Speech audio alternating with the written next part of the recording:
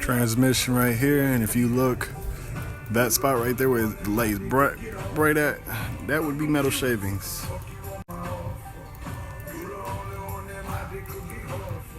Look at that shit. And then if you look at the pan, there's definitely yeah, that's metal right there. Let me grab this later. This was found in here.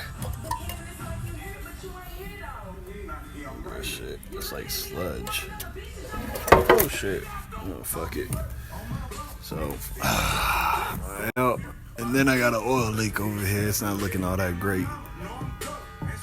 It's wet.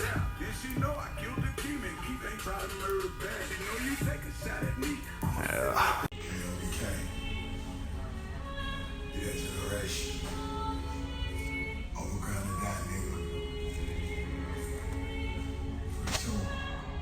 New project. New daily. 97 Lexus ES300. Engine rebuild, transmission swap.